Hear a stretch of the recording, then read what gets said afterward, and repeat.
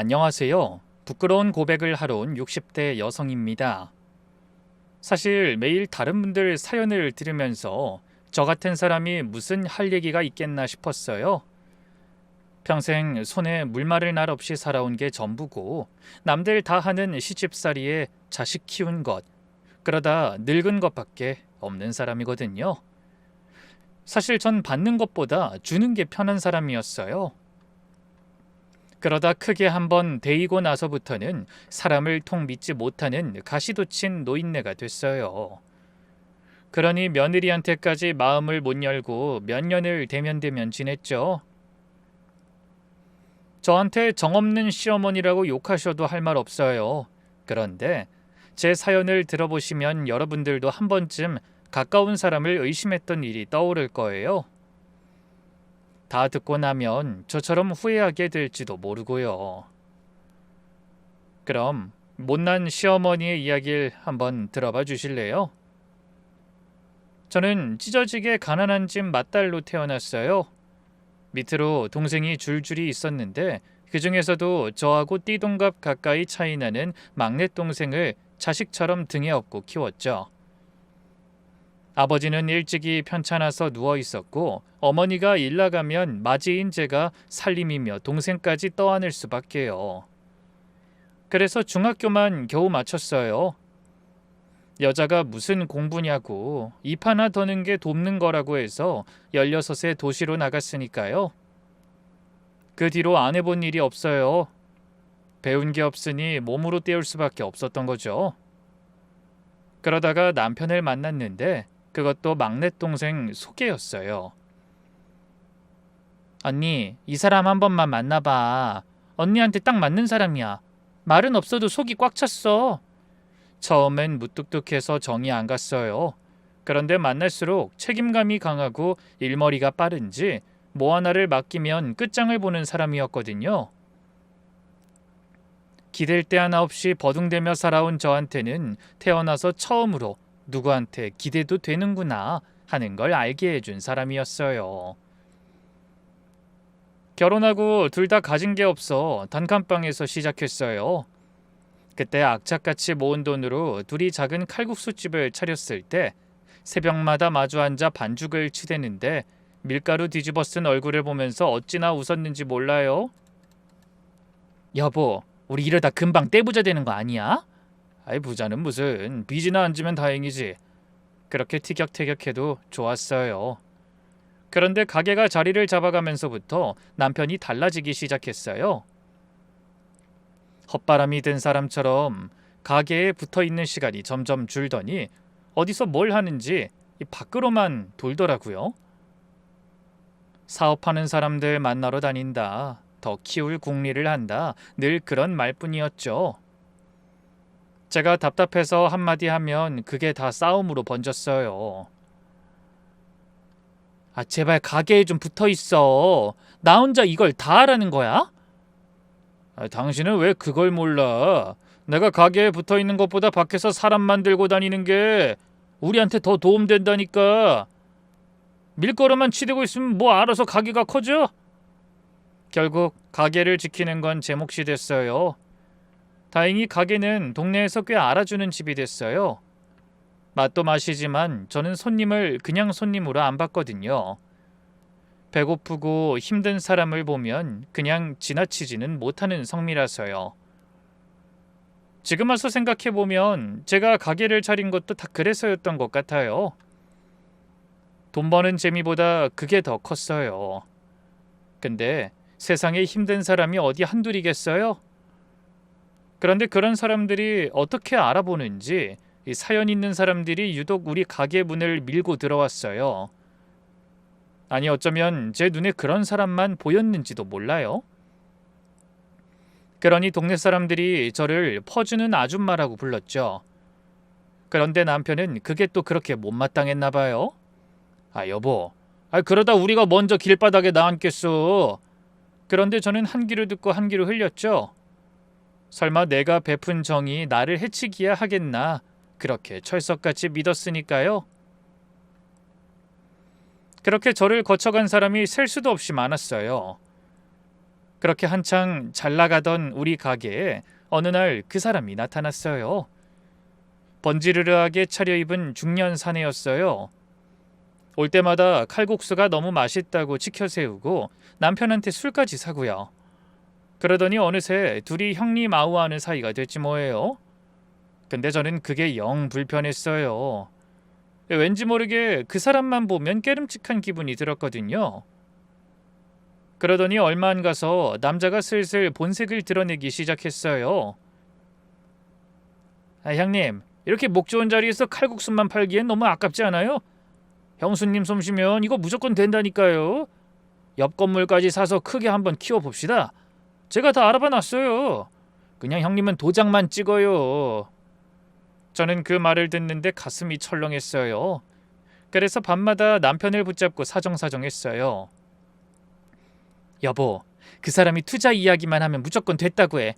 난 저 사람 하는 게 영 믿업지가 않아. 우리 그냥 지금처럼 우리 손으로 하던 대로 해. 괜한 욕심 부리지 말고, 응? 당신이 뭘 알아? 평생 책도 안 잡아본 사람이. 당신은 지금처럼 하던 일이나 잘해.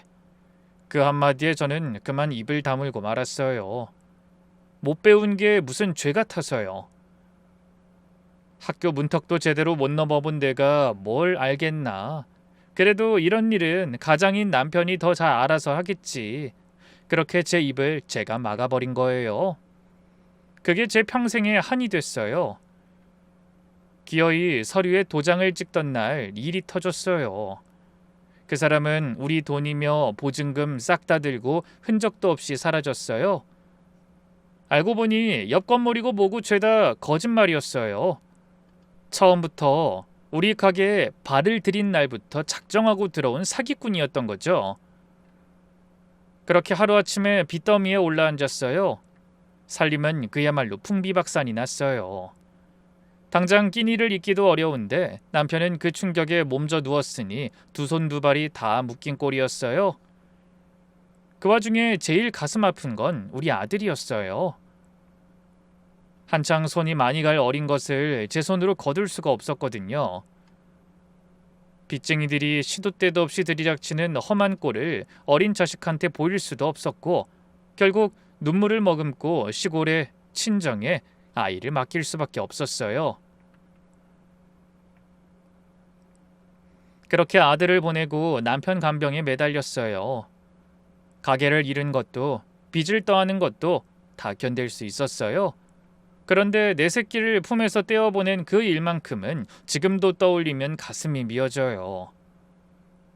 남편은 그날 이후 자기가 가족을 길바닥에 앉혔다는 죄책감에 3년을 앓다가 결국 먼저 갔어요. 마지막 가는 길에 야윈 손으로 절 꼭 붙잡고 그러더라고요. 여보, 우리 가게 내가 당신 말을 들었어야 했는데 미안해. 정말 미안해 여보. 그 말 한마디를 남기고 눈을 감았어요. 남편한테도 그 터가 한이 된 것 같더라고요. 그런데 제가 진짜 못난 게 뭔지 아세요? 슬픔이 가라앉기도 전에 제 동생한테 모진 칼을 꽂고 말았어요. 그 사기꾼을 처음 연결해준 사람이 동생이 아는 누군가를 통해서였거든요. 그때 전 제정신이 아니었어요. 누구라도 원망하지 않으면 살 수가 없었으니까요. 네가 그런 인간을 데려온 거잖아. 너만 아니었으면 이 꼴이 됐겠어? 다 너 때문이야. 아니 언니 그게 무슨 소리야. 설마 언니한테 내가 일부러 사기꾼을 갖다 붙였겠어? 어떻게 나한테 그래. 나도 속은 거잖아. 어떻게 나한테 이럴 수가 있어. 동생도 펑펑 울며 소리치고는 그 길로 등을 돌렸어요. 그 뒤로 전화 한 통 없이 남보다 못한 사이가 됐죠. 한 해에 가게 잃고 남편 보내고 제가 업어 키운 동생까지 잃었어요. 가진 정이란 정은 그렇게 다 털리고 만 거예요. 그날 이후로 저는 사람하고 얽히는 일 자체가 진절이 나게 싫어졌어요. 정을 주는 것도 무섭고 받는 건 더 무섭더라고요. 누가 친절하게 굴면 뭔가 노리는 게 있나 싶어서 가시부터 세웠고요. 그렇게 저는 누구한테도 곁을 안 내주는 가시돋친 늙은이가 되어갔어요.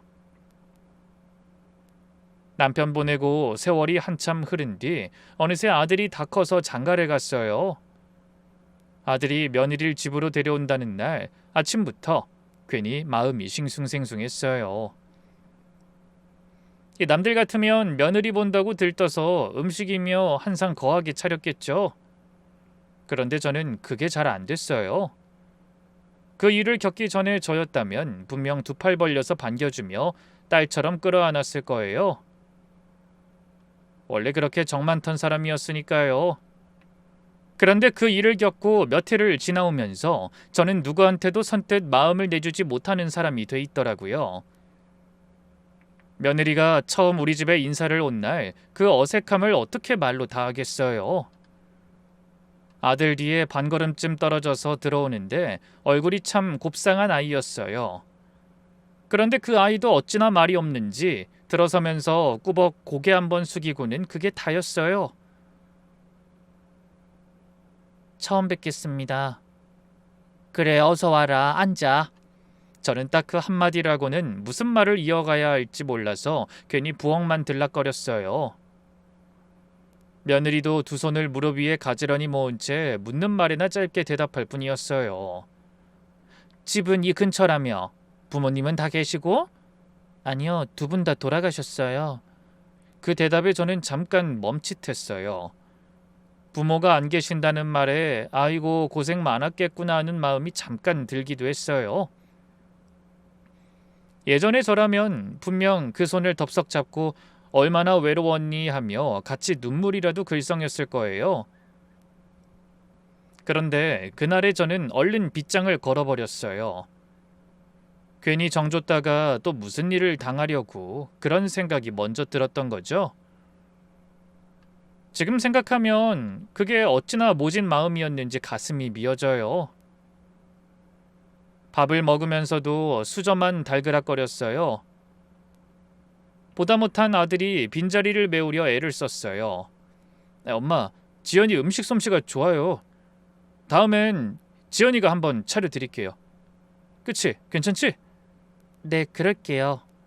며느린 그렇게 짧게 대답하고는 고개를 숙였어요. 저는 그 모습이 어쩐지 살갑지가 않고 어딘가 벽을 치고 있는 것처럼 느껴졌어요. 그런데 지금와 돌이켜보면 먼저 벽치고 있던 사람은 그 아이가 아니라 저였는데 말이죠. 마음을 안 여는 시어머니 앞에서 그 어린 것이 뭘 어떻게 더 다가오겠어요. 그렇게 며느리가 우리 집에 들어온 지 2년이 넘도록 저하고는 늘 어딘가 대면대면했죠. 며느리도 살갑게 어머니 하면서 팔짱 한번 끼는 법도 없고 뭘 물으면 짧게 대답하는 게 다였어요. 저도 그런 며느리를 보면서 솔직히 서운하기도 했어요. 그런데 어쩌겠어요. 저부터가 마음의 문을 닫아 걸고 있었으니 누굴 탓하겠어요. 그런데 얼마 전부터 며느리가 좀 이상해지기 시작한 거예요. 부쩍 집을 자주 비우더라고요. 제가 김치라도 한 통 담그면 아들네 갖다 줄 생각이 들르잖아요. 그런데 갈 때마다 번번이 문이 잠긴 빈집이었어요. 분명 가까운 마트에서 낮에만 일한다고 했는데 무슨 일이길래 다 늦은 밤에 들어오는 날이 그렇게 잦은지. 어떤 날은 새벽이나 들어오는 눈치였어요. 항상 헛걸음하다 돌아오는 날이 많았죠. 며느리한테 전화를 걸면 돌아오는 대답은 늘 같았어요. 어머니, 저 지금 잠깐 밖에 나와서요. 무슨 일 있으세요? 밖에 잠깐 나왔다는 그 말. 한두 번도 아니고 매번 토시 하나 안 틀리고 똑같은지. 그래서 하루는 아들을 불러다 슬쩍 떠봤어요. 지연이는 왜 그렇게 집에를 안 붙어 있니? 뭐 갈 때마다 없어. 그래요? 요새 일이 바쁜가? 물어봐도 별 말을 안 해서 나도 잘 몰라요. 아들도 며느리 행방을 모르는 눈치였어요. 그게 저는 더 마음에 걸렸어요. 그런데 갈수록 그 모르는 일이 자꾸만 커지는 느낌이었어요. 게다가 앞뒤가 안 맞는 일이 얼마 뒤에 있었어요. 하루는 며느리가 어디서 났는지 목돈을 척 내놓는 거예요. 슬그머니 병원비 하라면서 제 손에 쥐어주더라고요. 어머니, 이거 약값에 보태세요. 예, 됐다. 너희 살림이나 잘 챙겨. 난 괜찮다니까. 아니에요, 어머니. 그냥 받아두세요. 부탁이에요. 부탁이란 말이 어쩐지 절박하게 들렸어요. 근데 아무리 머리를 굴려봐도 셈이 안 맞았어요. 도대체 얘가 무슨 일을 하고 다니는 건가? 의심이 슬금슬금 고개를 들기 시작했어요. 근데 저는 차마 그걸 입 밖에 내지는 못했어요. 왜냐하면 이 어색한 우리 둘 사이에서 항상 애를 쓰는 게 우리 아들이었어요. 우리 아들이 좀 그런 데가 있어요. 어디 같이 밥이라도 먹으러 가면 아내 눈치 한 번, 제 눈치 한 번, 그렇게 양쪽을 다 번갈아 살피느라 정작 밥이 코로 들어가는지 입으로 들어가는지도 모르는 눈치였어요. 잠깐 말이 끊겨서 침묵이 흐르면 아들이 얼른 아무 말이나 꺼내서 그 틈을 메우곤 했고요. 야, 엄마, 그 지연이가 엄마 무릎 아프다니까 약 알아본다고 며칠을 인터넷을 뒤졌어. 봐, 엄마. 지연이가 말은 없어도 속으로 엄마 엄청 챙긴다니까요. 야, 엄마가 진짜 몰라서 그래. 그러면 저는 괜히 멋쩍어서 퉁명스럽게 받아 넘겼어요. 아유, 됐다. 괜히 그런데 돈 쓰지 마. 이 나이 되면 다 고장나. 그런데 그렇게 말하면서도 속으로는 두 사람 사이에서 혼자 동동거리는 아들이 짠하기도 하고 한편으론 미안하기도 했어요. 제가 조금만 마음을 열면 우리 아들이 저렇게까지 애를 안 써도 될 텐데 그걸 알면서도 그 빗장이 잘 안 풀렸던 거예요. 작년 제 생일에도 그랬어요. 아들이 똑같이 생긴 검정 가방을 2개 사왔더라고요. 하나는 저, 하나는 며느리 주려고요. 이건 엄마 거, 그리고 똑같은 건 지연이 거예요. 색깔도 모양도 똑같죠? 아니, 뭐하러 이걸 2개씩이나 샀어? 돈도 없다며. 아이, 그래야 엄마도 좋고 지연이도 좋고 그러죠. 하나만 사면 괜히 서운하잖아요. 그 말을 하면서 헤헤 웃는데 저는 그만 가슴 한쪽이 뭉클하더라고요. 그게 가방값 아까워서 하는 말이겠어요? 다 큰아들이 제 엄마하고 제 아내 사이에서 행여 누구 하나라도 서운해할까봐 저울질하듯 마음을 졸이며 사는 거잖아요. 가방 하나를 사도 똑같은 걸로 2개를 사야 마음이 놓이는 아이. 그 마음 씀씀이가 어찌나 짠하던지요. 가게 잃고 사람한테 대인 그 일이 뭐라고 애먼 자식한테까지 이런 짐을 지우고 있나 싶어 마음이 무거웠어요. 저도 그날은 모처럼 며느리한테 따뜻하게 한마디를 건네봤어요. 너까지 신경 쓰게 해서 미안하다. 그래도 우리 며느리랑 똑같은 거 생겨서 좋네. 네, 어머니. 예쁘네요. 잘 들고 다닐게요. 그래, 네 생일에는 더 좋은 걸로 또 사달라 그래, 응? 제가 농담 비슷하게 한마디 보태니 며느리가 살짝 웃었어요. 저도 어머니 덕분에 이렇게 받는 건데요. 어머니 거랑 똑같아서 저는 더 좋아요. 그 짧은 대답에 저는 어쩐지 마음이 조금 누그러졌어요. 제 거랑 똑같아서 더 좋다는 그 말이 어쩐지 빈말 같지가 않았거든요. 우리 며느리가 말은 없어도 나름 이 어색한 사이를 어떻게든 좁혀보려고 애쓰고 있는지도 모른다. 그날 처음으로 그런 생각이 잠깐 스쳤어요. 그날도 저는 여느 때처럼 반찬통을 싸들고 아들네 집으로 향했어요. 전날 갈치조림을 한솥했는데 아들이 어려서부터 그렇게 좋아하던 거거든요. 며느리랑 서먹하더라도 먹는 것 안 챙기는 건 도리가 아니다 싶어서 뭘 만들면 한 번씩 그렇게 반찬을 날랐어요. 그날도 초인종을 눌렀는데 안에서 인기척이 없더라고요. 또 빈집이더라고요. 요즘은 늘 그랬으니 새삼스러운 것도 없었어요.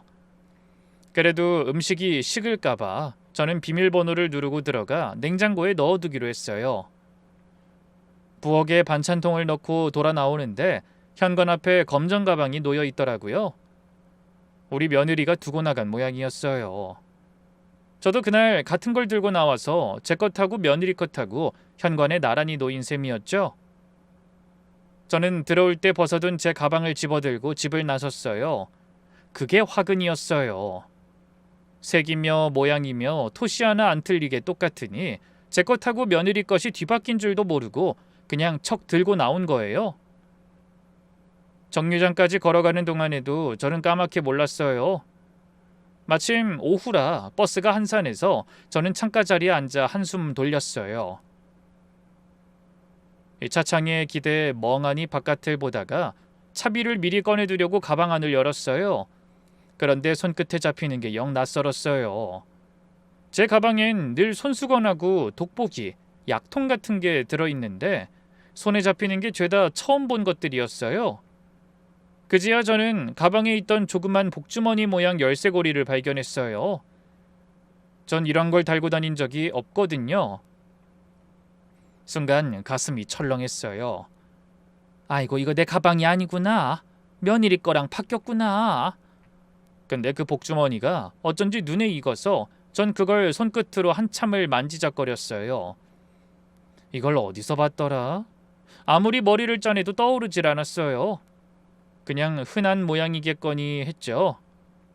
근데 가방을 돌려주려면 다음 정류장에서 내려 며느리한테 전화부터 해야겠다 싶었어요. 그 사이에 며느리가 집에 들어올 수도 있고요. 그런데 가방을 닫으려다 그만 안에 든 것들이 눈에 들어오고 말았어요. 일부러 뒤지려던 건 아니었는데 안에 든 것들이 제 눈에 보여버린 거예요. 그리고 그걸 본 순간 다음 정류장에서 내려야 한다는 것도 며느리한테 전화를 걸어야 한다는 것도 전부 까맣게 잊어버리고 말았어요. 제일 먼저 눈에 들어온 건 묵직해 보이는 열쇠꾸러미였어요. 저도 모르게 그걸 꺼내 들었어요. 손바닥에 묵직하게 얹히는데 열쇠가 한두 개가 아니었어요. 번쩍번쩍 윤이 나는 새 열쇠가 여러 개. 그 사이에 유독 낡고 손때가 까맣게 전 열쇠가 하나 끼어 있었어요. 그런데 그 낡은 열쇠가 어쩐지 눈에 익었어요. 아까 그 복주머니 열쇠고리처럼요. 그게 어디였는지 도무지 떠오르질 않아 답답하기만 했어요. 저는 그 낡은 열쇠를 한참 들여다봤어요. 흐릿한 안개 속을 더듬는 것처럼 기억이 잡힐 듯 잡히질 않았어요. 그런데 그게 다가 아니었어요. 열쇠를 도로 넣으려고 가방을 벌리는데 안쪽에 두툼한 종이 뭉치가 보이더라고요. 한 장 한 장 펼쳐보고 저는 그만 숨이 턱 막혔어요. 보니까 어디 집을 짓는 도면 같은 거였어요. 네모 반듯하게 칸을 나눠놓고 깨알같이 뭐라고 적어놓은 종이들요. 그뿐이 아니었어요. 그 사이에 무슨 계약서 같은 것도 한 장 끼어 있었어요. 글씨가 빽빽한 게 무슨 땅이며 건물이며 그런 얘기 같았어요. 배운 게 짧아 서류에 쓰인 걸 다 알아볼 순 없었지만 한 가지는 분명했어요. 이건 며느리가 어디 집이며 땅을 사고 팔거나 짓고 있다는 뜻이었어요. 그때부터 머릿속이 그냥 하얗게 비어버렸어요. 손이 덜덜 떨려서 그 종이들을 도로 가방에 넣을 수가 없었어요. 버스가 덜컹거릴 때마다 심장도 같이 내려앉는 것 같았어요. 도대체 이게 다 뭐란 말이에요. 마트에서 일한다던 애가 무슨 돈으로 집을 짓고 땅을 산단 말이에요? 그러다 문득 며칠 전 아들이 찾아와 한 말이 떠올랐어요. 엄마, 내가 많이 무심한가? 여자 마음을 진짜 모르겠어. 지연이가 자꾸 밖으로만 돌고 나한테 뭘 자꾸 숨기는 것 같은데 요새 어딜 그렇게 다니는지 통 모르겠어. 집에도 없고. 답답해서 물어봤더니 우리 시간을 좀 갖자는 거야. 그래서 그냥 좀 그렇게 지내. 그 말이 머릿속에서 빙글빙글 돌기 시작하니까 안 좋은 생각이 꼬리에 꼬리를 물었어요. 집에도 잘 안 들어온다. 어딜 가는지 모르겠다. 시간을 좀 갖자더라. 거기다 남편도 모르게 어디 집을 짓고 땅을 사고 있다는 게 뭘 뜻하겠어요? 저는 그만 가장 끔찍한 그림을 머릿속에 그리고 말았어요. 이 애가 딴 살림을 차리는구나. 아들 몰래 따로 살 집을 마련해서 갈라설 준비를 하는 거야. 생각이 거기까지 미치니까 등골이 오싹했어요. 말 없는 고양이가 부뚜막에 먼저 올라간다더니 딱 그 짝이었어요. 말수 적고 대면대면해서 속을 알 수 없던 애가 이렇게 큰일을 혼자 다 꾸미고 있었던 거예요. 평소에 그렇게 조용한 애가 뒤로는 집 짓고 땅을 사내하고 있었으니 그 속이 얼마나 깊고 무서운 거예요. 그러다 또 우리 아들 생각이 나서 가슴이 미어졌어요. 이걸 우리 아들이 알면 어쩌나. 지 아내가 갈라설 작정을 하고 뒤로 이렇게 다 준비를 해뒀다는 걸 알면 그 여린 게 어떻게 견디나. 가방 하나 사는 것까지 양쪽 눈치를 보며 애쓰던 우리 아들이었어요. 그런 아들 등 뒤에서 며느리가 이런 일을 꾸미고 있었다고 생각하니 저는 야속하다 못해 괘씸하기까지 했어요. 그러다가도 아직 두 눈으로 똑똑히 확인한 게 아니니까 혹시 뭔가 잘못 짚은 건 아닐까 그런 생각에 머리가 다 어지러웠어요. 버스가 몇 정거장을 지나치는 줄도 모르고 그 가방을 꼭 끌어안은 채 종점 가까이 가서야 허둥지둥 내렸어요. 다리가 후들거려 한참을 정류장 의자에 앉아 있었어요. 집으로 어떻게 들어왔는지도 기억이 안 나요. 머릿속에는 온통 그 열쇠와 도면과 계약서로 가득 차서 저는 그날 밤 한숨도 잘 수가 없었어요. 그게 길고도 모진 의심의 시작이었어요. 며칠을 끙끙 앓았지만 도무지 저 혼자서는 그 일을 알 길이 없었어요. 며느리를 붙잡고 너 솔직히 말해라 다그치자니 만에 하나 제 짐작이 틀렸으면 그 길로 고부 사이가 영영 끝장날 것 같았고요. 그렇다고 아들한테 가방 얘기를 꺼내자니 확실치도 않은 일로 자식 가슴에 대못을 박는 꼴이라 그것도 못할 짓이었어요. 며칠 밤을 그렇게 천장만 보고 누워있는데 문득 한 사람이 떠올랐어요. 우리 아들하고 어릴 때부터 형제처럼 지낸 제가 친아들이나 다름없이 여기는 아들 친구가 있었거든요. 그 애가 마침 경찰이었어요. 어려서부터 의리 있고 곧기로 소문난 아이였는데 커서도 그 성정 그대로 경찰이 됐더라고요. 그러니 이런 일이면 누구보다 잘 알아봐 줄 수도 있을 것 같았어요. 어디 가서 어떻게 알아봐야 하는지 그런 걸 훤히 아는 사람이잖아요. 명색이 경찰인데 설마 허투루 하겠나 싶어 저는 그 애라면 믿어도 되겠다 싶었어요. 저는 그 애를 조용히 따로 불러냈어요. 영준아, 이런 부탁하는 내가 미친 늙은이 같겠지만 며칠만 우리 며느리 뒤를 좀 봐줄 수 없겠니? 그냥 어디서 뭘 하고 다니는지 그것만 알면 돼. 내가 찰 수가 없어서 그래. 어머니, 그게 무슨 말씀이세요? 준호한테 무슨 일이 있어요? 나도 몰라. 나도 모르니까 지금 뭘 할 수가 없어서 그런다. 준호한테는 비밀로 하고. 아들 친구도 한참을 망설였어요. 그런데 제 얼굴이 어지간히 절박해 보였는지 고개를 끄덕이더라고요. 알겠어요, 어머니. 근데 너무 안 좋은 생각은 하지 마세요. 무슨 사정이 있을 거예요. 그렇게 며칠이 지났어요. 그 며칠이 저한텐 몇 년 같았어요. 밥을 먹어도 모래알을 씹는 것 같고 며느리한테서 전화라도 오면 가슴이 철렁해서 받질 못했어요. 그러던 어느 날 저녁 아들 친구한테서 사진 한 장이 왔어요. 휴대폰 화면에 뜬 그 사진을 보는 순간 저는 숨이 턱 막혔어요. 어둑한 골목이었는데 가로등 불빛도 흐릿한 그 좁은 골목에서 우리 며느리가 웬 험상궂은 중년 사내랑 마주 서 있더라고요. 손에는 두툼한 봉투도 들려 있었어요. 그걸 사내한테 건네는 건지 받는 건진 모르겠는데 두 사람 표정이 잔뜩 굳어 있었어요. 그런데 누가 봐도 좋은 일로 만난 사이 같진 않았어요.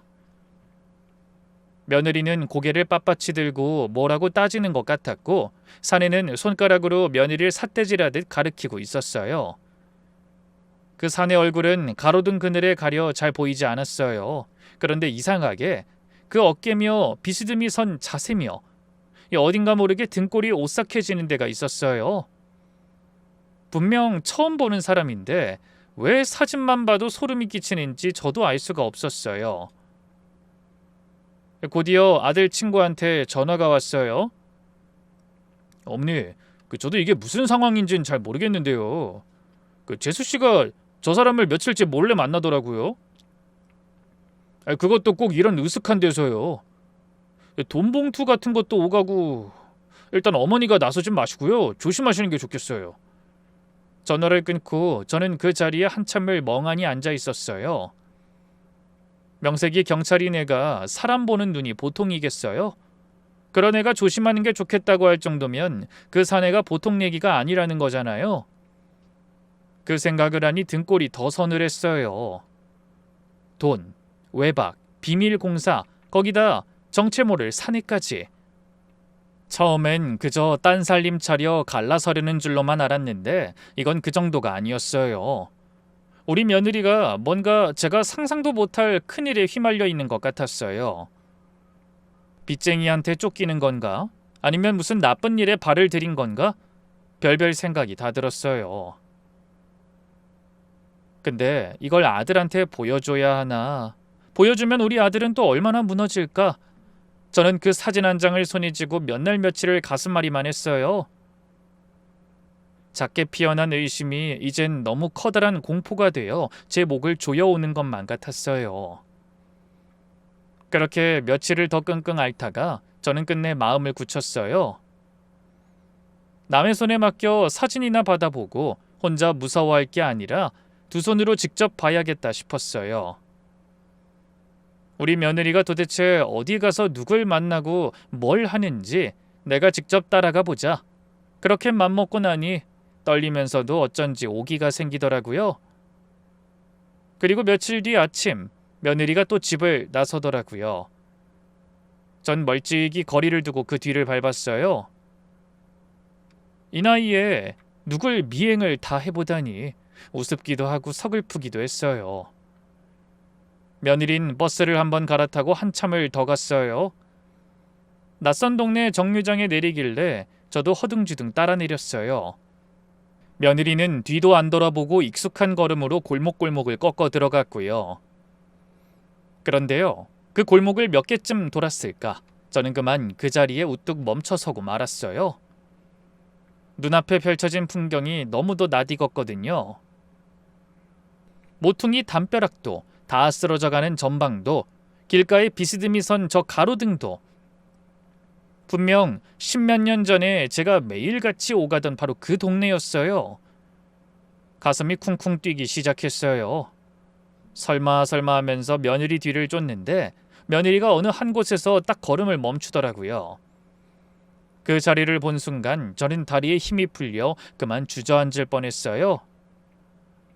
한순간에 빼앗겼던 우리 칼국수집, 남편이 마지막 숨을 거두면서 한이라고 하던 가슴에 피멍처럼 묻어둔 바로 그 자리였어요. 근데 옛날 그 가게는 헐려 없어지고 그 터에 뼈대만 올린 새 건물이 한 채 서 있었어요. 근데 며느리가 그 앞에 서서 골조만 선 그 건물을 한참 올려다보고 있었어요. 그것까지 보고 나니 저는 더 참을 수가 없었어요. 그런데 막상 며느리를 코앞에 두고 나니 차마 다리가 안 떨어지더라고요. 뭐라고 따져야 할지, 무슨 말부터 꺼내야 할지. 그래서 저는 멀찍이 선 채 며느리한테 영상통화를 걸었어요. 얼굴을 보면서 직접 물어야겠다 싶었거든요. 신호가 두어 번 가더니 며느리가 전화를 받았어요.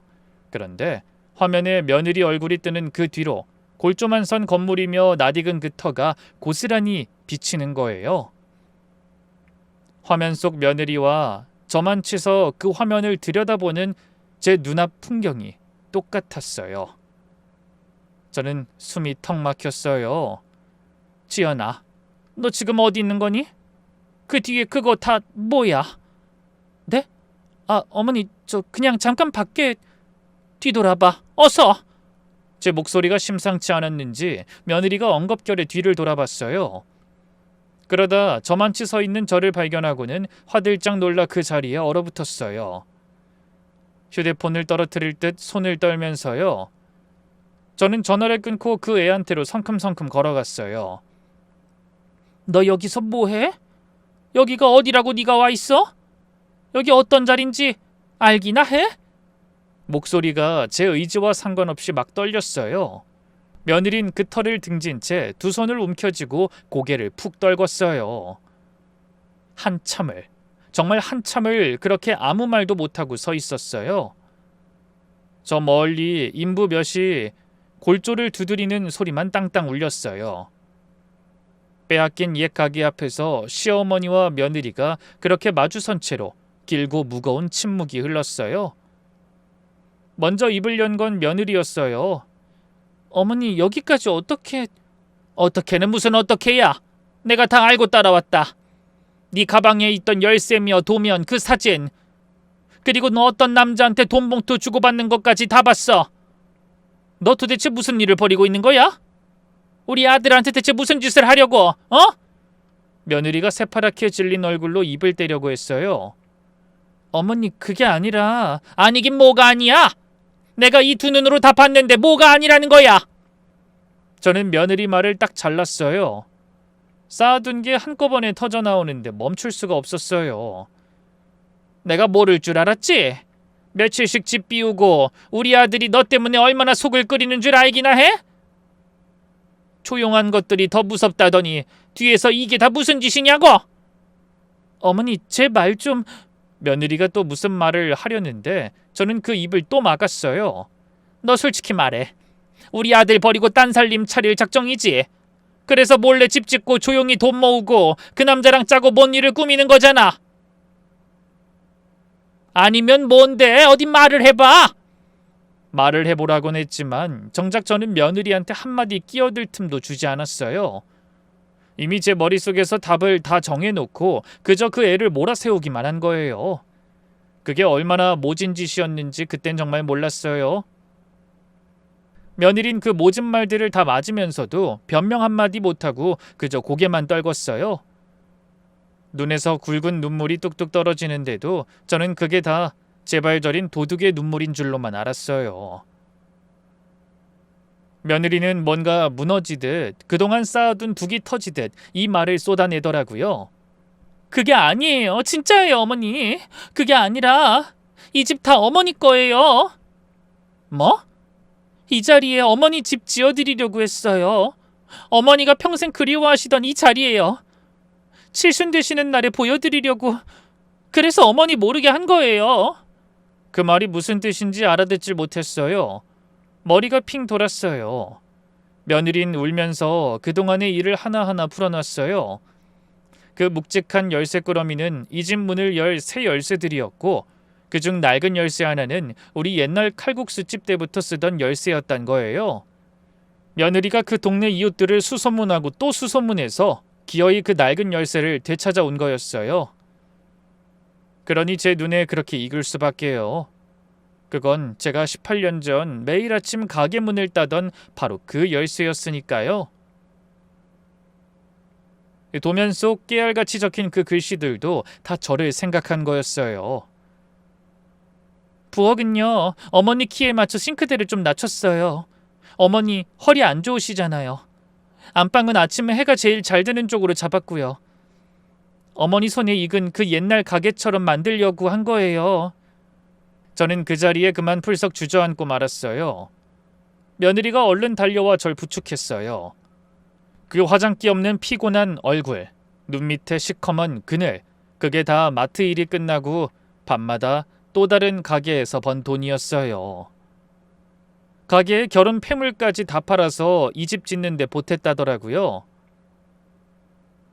며느리가 눈물을 닦으며 말을 이었어요. 이 땅 사려고 계약금까지 다 찌르고 어머니 칠순 전에 끝내려고 공사부터 서둘렀어요. 그런데 일을 진행하다 보니 그 땅 주인이라는 사람이 자꾸 이상한 낌새를 보이는 거예요. 뭔가 숨기는 게 있구나 싶어서 그걸 알아내려고 그 사람을 몰래 만나고 다닌 거예요. 며칠씩 집을 비운 것도 밤늦게 새벽에 들어온 것도 다 그래서였어요. 가슴이 미어졌어요. 그런데 그 순간 그 사진이 번쩍 떠올랐죠. 골목에서 봉투를 주고받던 험상궂은 사내요. 근데 그 남자는 뭐니? 그 골목에서 너랑 돈 봉투 주고받던 그 남자가 그 땅 주인이야? 그 말에 그렇게 울던 며느리 얼굴이 순간 싸늘하게 굳었어요. 어머니 놀라지 말고 들으세요.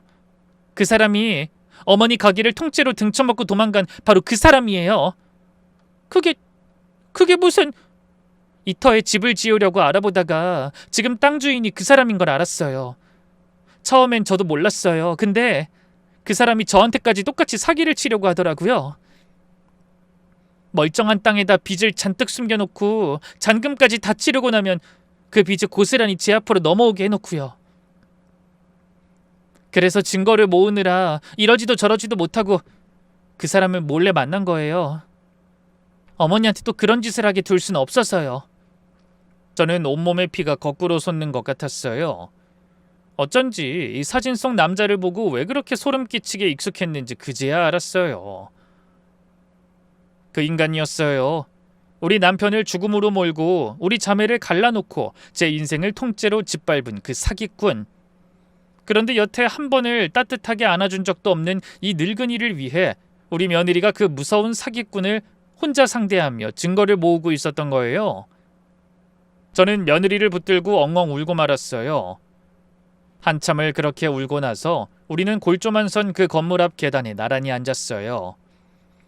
며느리가 제 손을 가만히 쥐더니 오래 묵혀둔 이야기를 천천히 꺼내기 시작했어요. 어머니, 사실은요, 제가 이 자리를 다시 되찾고 싶은 건 다 어머니 때문만은 아니에요. 저는 영문을 몰라 며느리 얼굴만 봤어요. 오래전에요, 어느 추운 겨울에 어떤 식당 앞에 갈 데 없이 쓰러져 있던 한 사람을 그 집 주인 아주머니가 며칠을 먹이고 재워서 보내준 일이 있었대요. 따뜻한 칼국수를 끓여주면서 어디 가서든 굶지 말라고요. 언제든 배고프면 오라고. 그 사람이 제 친언니였어요. 저는 숨이 멎는 것 같았어요. 언니가요, 그 얘기를 평생 했어요. 세상에 그렇게 따뜻한 밥은 처음이었다고요. 그 뒤로 어디서 칼국수를 먹어도 그때 그 맛이 안 난다고 입버릇처럼 그랬어요. 그 아주머니가 끓여준 칼국수는 왜 그렇게 맛있었을까? 그 국물 맛을 죽기 전에 한 번만 더 봤으면 좋겠다. 늘 그랬어요, 어머니. 며느리 눈에서 또 눈물이 흘렀어요. 근데 언니가 몇 해 전에 암으로 먼저 갔어요. 그 칼국수 한 그릇 다시 못 먹어보고요. 언니 보내고 나서 저는 그 아주머니가 누군지 꼭 한번 찾아뵙고 싶었어요. 우리 언니한테 그렇게 따뜻하게 해주신 분 얼굴이라도 한번 뵙고 고맙다고 인사드리고 싶어서요. 저는 그제야 어렴풋이 알 것 같았어요. 그 시절에는 흔한 일이라 까맣게 잊고 살았던 그 일이 누군가한테는 평생 잊지 못할 따뜻함이었다는 걸요. 근데 어머니, 그 일을 만나고 나중에 알았어요. 그 식당이 어머니가 그렇게 그리워하시던 이 칼국수 집이라는 걸요.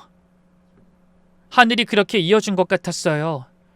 언니가 못다 갚은 그 은혜를 저라도 꼭 갚으라고요. 며느리가 제 손을 더 꼭 쥐었어요. 어머니가 이 자리를 얼마나 가슴에 묻고 사시는지 저 다 알아요. 아버님 마지막 말씀이 이 터가 한이라고 하셨다는 것도요. 그래서 저는 꼭 이 자리에 어머니를 다시 모시고 싶었어요. 언니가 그렇게 그리워하던 그 칼국수 끓이시던 그 손으로 여기서 어머니가 두 다리 뻗고 편히 지내시는 거, 그거 하나 보려고 여기까지 온 거예요. 살갑게 굴진 못했어도 제 마음은 늘 그랬어요, 어머니. 저는 그 말에 며느리를 워락 끌어안았어요. 몇 년을 대면대면하던 그 어색함이 그 한마디에 눈 녹듯 사라졌어요. 핏줄도 아닌 며느리가 자기 언니가 받은 한 그릇의 정성, 평생 가슴에 품고 그걸 이렇게 갚으러 온 거예요. 저는 며느리 등을 쓸어내리며 마음속으로 단단히 다짐했어요. 이제부터 우리 식구 짓밟은 그 원수를 이번엔 둘이 힘을 합쳐서 반드시 끝장을 내자고요. 그날 밤 저는 한숨도 자지 못했어요. 며느리한테 들은 얘기로 머릿속이 들끓었어요.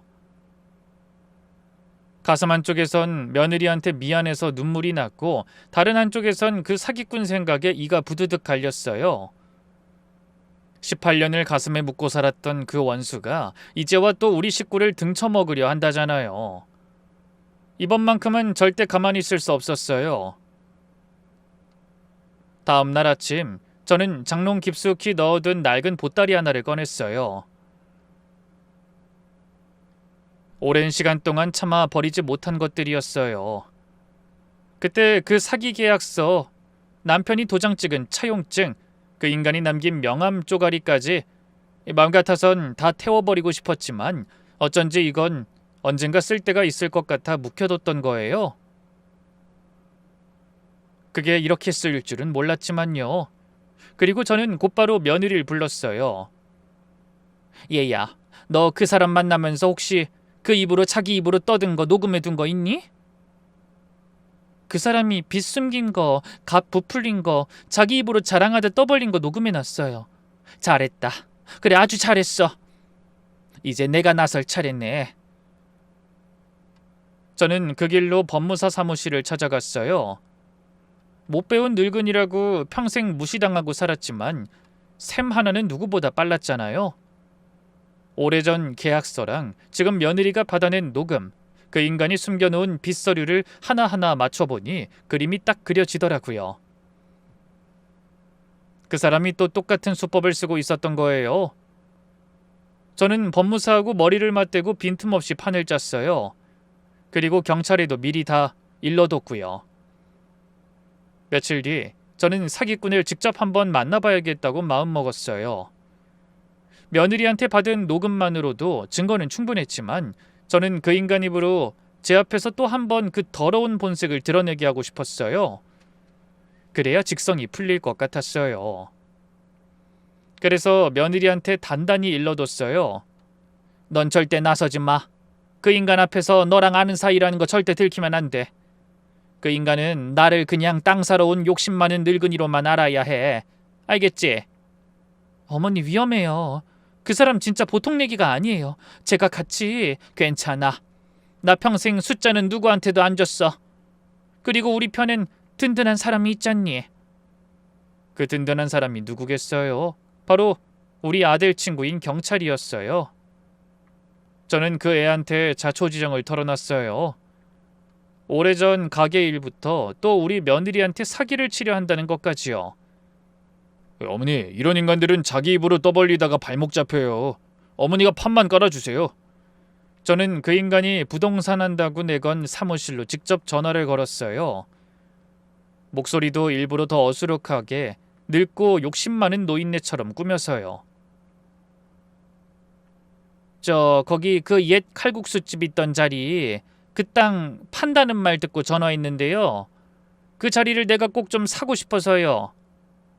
며칠 후 약속한 날에 그 인간이 나왔어요. 18년 만에 보는 얼굴이었어요. 머리가 희끗희끗해지고 배가 불룩 나왔을 뿐 사람 좋게 웃는 그 능글맞은 낯짝은 그대로였어요. 번들번들한 차에서 내려서 손목엔 번쩍이는 시계를 차고요. 우리 식구 길바닥에 앉힌 인간이 세월이 지나도 저렇게 떵떵거리며 잘 먹고 잘 살고 있었던 거예요. 그 꼴을 보는데 속에서 천불이 났어요. 그런데도 저는 꼭 참았어요. 어수룩한 늙은이 행세를 하면서요. 근데 저를 알아보지도 못하더라고요. 하기야, 저런 인간이 등쳐먹은 사람이 한둘이겠어요? 아이고, 어머님 잘 오셨어요. 근데 이런 땅을 뭐 하시게요? 아유, 내가 몸이 안 좋아서요. 용한 사람한테 물어봤더니 글쎄 내가 이 자리에서 살아야 명을 잇는다지 뭐예요. 다른 데는 다 소용없고 꼭 이 자리여야 한대요. 그러니 내가 돈을 좀 더 주더라도 꼭 여기를 사야겠어요. 값을 부르는 대로 줄 테니까 어떻게 좀 해줘요. 그 말에 그 인간 눈이 번쩍 빛나더라고요.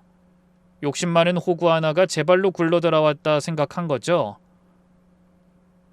입꼬리가 슬슬 올라가는 게 보였어요. 아이고, 그러시구나. 근데 이 땅이 보통 자리가 아니에요. 위치도 좋고 시세보다 좀 비싸요. 아유, 비싸도 괜찮아요. 얼만데요? 그 인간이 부르는 값을 듣고 저는 속으로 코웃음을 쳤어요. 며느리가 알아본 진짜 시세에 곱절도 넘는 값이었거든요. 그런데도 저는 모른 척 고개를 연신 끄덕였어요. 그래요? 아유, 비싸네. 근데 뭐 명을 잇는다는데 그게 대수겠어요. 뭐 그렇게 하죠. 근데 혹시 이 땅에 무슨 빚이나 그런 거 걸린 건 없어요? 내가 글도 모르고 그런 걸 잘 몰라서. 에이, 어머님도 참 그런 거 하나도 없어요. 아주 깨끗한 땅이에요. 제가 이 바닥에서 양심 하나로 먹고 사는 사람이에요. 자, 여기 도장만 찍으시면. 양심이란 말에 저는 그만 손이 부들부들 떨렸어요. 저는 한술 더 떠서 일부러 정신이 좀 오락가락하는 척을 했어요. 방금 들은 이야기도 자꾸 까먹은 것처럼 몇 번을 다시 되물었어요. 그래서 얼마라고 했죠? 아이고, 내가 정신이 없어서 방금 들었는데 또 까먹었네. 아유, 어머님 아까 말씀드렸잖아요. 아유, 그랬나? 근데 그 자리에 빚은 없다고 했었던가? 내가 자꾸 깜빡깜빡해. 아유, 없다니까요, 어머님. 깨끗하다고요. 그렇게 같은 걸 몇 번 되묻자 그 인간이 슬슬 절 우습게 보기 시작하더라고요. 눈빛에 이거 완전 노망난 노인네구나 하는 빛이 스쳤어요. 그러던 차에 그 인간 전화가 울렸어요. 저를 다잡은 호구로 여겼는지 제 앞에서 아무렇지 않게 전화를 받더라고요. 그것도 제가 못 알아들을 줄 알고 목소리도 안 낮추고요. 나야. 지금 땅 보러 온 손님이랑 있어. 어떤 할머니가 왔는데 이 자리에서 살아야 명을 잇는다 그랬다나. 아주 정신이 오락가락하는 게 보니까 완전 정신 나간 노인네야. 이런 호구가 어딨어. 값은 그냥 곱절로 불렀어. 빚 걸린 것도 입 싹 닫고 이런 양반들은 서류 볼 줄도 모르잖아. 적당히 바람만 넣으면 돼. 나 재미 좀 보게 생겼어. 끊어. 전화를 끊는 그 인간 얼굴에 흐뭇한 웃음이 번졌어요. 저는 옆에서 떨리는 손을 움켜쥐었어요. 정신 나간 노인네, 호구, 재미 좀 보겠다 그 말들이 비수처럼 가슴에 박혔어요. 하지만 그 말 한마디 한마디를 며느리가 일러준 대로 주머니 속 휴대폰에 고스란히 담고 있었어요. 바로 그 순간이었어요. 저는 천천히 고개를 들고 그 인간 눈을 똑바로 쳐다봤어요. 더는 정신 나간 노인네도 어수룩한 호구도 아니었어요. 너 방금 뭐라고 했어? 정신 나간 노인네? 호구?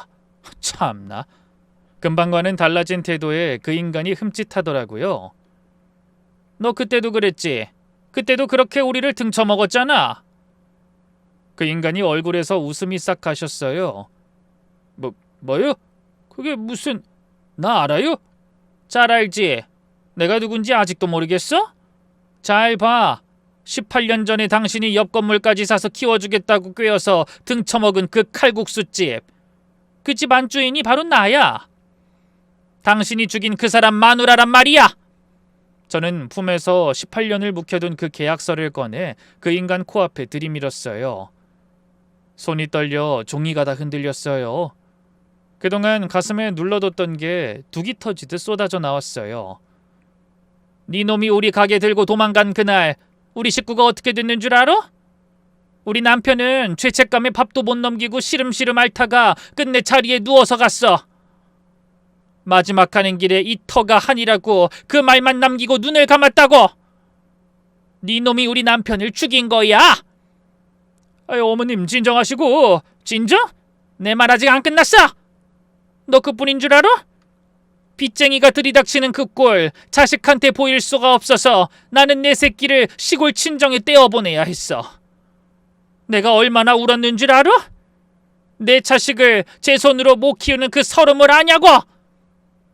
우리 식구가 그렇게 너 같은 놈 하나 때문에 생이별을 하고 살았어. 다 너 때문에.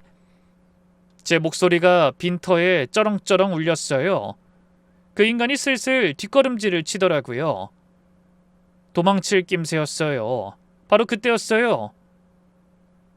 거기서! 미리 와 숨어있던 우리 아들 친구가 동료들을 데리고 그 인간 앞을 딱 막아섰어요. 미리 며느리한테 받은 녹음이며 방금 제 앞에서 떠벌린 자백, 18년 전 그 계약서까지 하나하나 들이밀며 조목조목 짚어나갔어요. 그 인간이 지금 숨겨놓은 빚이며 값을 2배로 부풀린 것이며 서류를 위조한 것까지 죄다 까발려줬어요. 일순간 사람 좋게 웃던 그 낯짝이 흑빛으로 변하다 못해 사색이 됐어요. 며느리가 밤새워 본 증거 앞에서 결국 다리가 풀려 흙바닥에 털썩 주저앉고 말았어요. 저는 주저앉은 그 인간을 천천히 내려다봤어요. 그리고 이 한마디를 했어요. 당신 이 자리가 어떤 자리인지 알아? 우리 부부가 새벽마다 반죽을 치되 평생 일군 자리야. 우리 남편이 마지막 숨을 거두면서까지 한이라고 부르던 자리고, 넌 이걸 짓밟고 도망가서 여태 떵떵거리며 잘 먹고 잘 살았겠지. 남의 눈에 피눈물 낸 돈으로 말이야. 저는 그 인간 눈을 똑바로 보며 말을 이었어요. 근데 봐. 그 자리에 내가 기어이 다시 돌아왔어. 나 이제부터 두 다리 뻗고 떳떳하게 잘 살 거야. 너 같은 인간한테 안 당하고 네가 뺏은 것도 도로 찾아서 네가 그렇게 무시하던 멍청한 늙은이가 결국 이겼어. 너를 흙바닥에 꿇어앉혔잖아. 그게 내 복수야. 그러고는 옆에 선 며느리를 돌아봤어요. 며느리가 눈물 그렁그렁한 눈으로 저를 보고 있었어요. 저는 그 손을 꼭 잡았어요. 이제 우린 둘이 아니라 한 식구였어요. 그렇게 예터 위에 우리 집이 올라갔어요. 며느리가 그토록 정성을 들인 그 집엔 없는 게 없었어요. 제 허리에 맞춘 낮은 부엌, 해가 잘 드는 안방까지 부엌에 서서 창밖을 보는데 오래전 그 가게에 다시 선 것만 같아서 저는 또 한참을 울었어요. 그런데 며느리가 방을 하나 더 꾸며놨더라고요. 햇볕 잘 드는 아담하고 예쁜 방을요. 그나저나 이 방은 누구 방이니? 아, 이모님 방이에요. 저는 가슴이 철렁했어요. 모진말로 등을 떠밀어 보낸 제 하나뿐인 동생이잖아요. 어머니가 이모님 얘기할 때마다 말로는 밉다고 하시면서 눈은 그렁그렁 하셨어요. 그래서 제가 이모님께 연락드렸어요. 어머니가 많이 그리워하신다고. 이 집에 어머니랑 같이 사셨으면 좋겠다고요. 이모님도 혼자 지내시느라 힘드실 것 같고. 며칠 후 동생이 정말 올라왔어요. 시골에서 혼자 늙어가던 그 오랜 세월을 남보다 못하게 지낸 제 동생요. 그 집 앞에서 우리 둘은 한참을 마주보고 서 있기만 했어요. 먼저 입을 뗀 건 동생이었어요. 언니, 나 그때 일이 평생 얹힌 것 같이 살았다? 언니가 나 미워하는 거 이해는 하는데. 아니야, 내가 그땐 진짜 제정신이 아니었어. 너한테 그러면 안 되는 거였는데 미안해. 우리 자매는 그 집 앞에서 부둥켜 안고 한참을 울었어요. 오래 묵은 한이 그렇게 눈물에 다 씻겨 내려갔어요. 그리고 그날 저녁 며느리가 제 앞에 무언가를 조심스레 내밀었어요. 가방에 있던 복주머니 열쇠고리였어요. 어머니, 그리고 이거 이제 어머니께 돌려드릴게요. 어? 이게 뭐라고 나한테 돌려준다는 거니? 어머니, 이거 어디서 났는지 정말 기억 안 나세요? 저는 고개를 저었어요. 며느리가 그 복주머니를 손바닥에 올려놓고 닳고 다른 끈을 가만히 쓸어내리며 말했어요. 언니가 떠나는 날 어머니가 언니 손에 꼬깃꼬깃한 돈을 쥐어주셨대요. 이 복주머니까지 주면서요. 그러면서 어디 가서든 밥 굶지 마라. 밥심만 있으면 다시 일어선다고요. 언니가 이 복주머니를 평생 부적처럼 품고 살았어요. 닳아서 끈이 다 떨어지니까 떨어져 나갈까 무서워서 아예 열쇠고리로 만들어 늘 몸에 지니고 다녔고요. 저는 그만 입을 틀어막고 말았어요. 까맣게 잊고 살았던 일이 얼굴조차 기억 못하던 그 어린 손님이 세상을 떠나면서까지 저를 기억하고 있었던 거예요. 그리고 그 동생이 언니의 그 마지막 부탁을 가슴에 품고 돌고 돌아 제 며느리가 되어 돌아온 거였어요. 저는 그 복주머니를 도로 며느리 손에 꼭 쥐어줬어요. 아니다. 이건 네가 가져라. 네가 나한테 갚을 게 뭐가 있니? 갚을 사람은 나지. 처음부터 따뜻하게 대해주지도 못하고 모질게 의심한 이 못난 늙은이가 너한테 갚아야지. 그러고는 며느리를 꼭 끌어안았어요. 저는 그제야 알았어요. 제가 무서워서 닫아 걸었던 그 마음의 빗장 너머에 이렇게 따뜻한 사람이 줄곧 서 있었다는 걸요. 요즘 우리 사이를 보고 제일 놀라는 게 우리 아들이에요. 눈치만 보던 애가 이젠 둘이 부엌에서 도란도란 대화하는 모습을 보고 있으면 문 앞에서 멀뚱멀뚱 서 있다가 그러더라고요. 아니, 두 사람 언제 이렇게 친해졌대? 나 없을 때 무슨 일이 있었어? 그러면 저랑 며느리가 마주보고 웃어요. 그 모습을 보는 우리 아들 얼굴이 어찌나 화난지 몰라요. 여러분한테도 마지막으로 이 말을 꼭 드리고 싶네요. 혹시 지금 가까운 누군가를 마음 한구석에서 의심하고 계시다면요. 그 빗장을 한번 풀어보세요. 어쩌면 그 사람이 당신을 위해 묵묵히 가장 오래 곁에서 애쓰고 있는 사람일지도 모르니까요. 그럼 저의 긴 이야기는 여기서 마칠게요. 끝까지 들어주셔서 고맙습니다.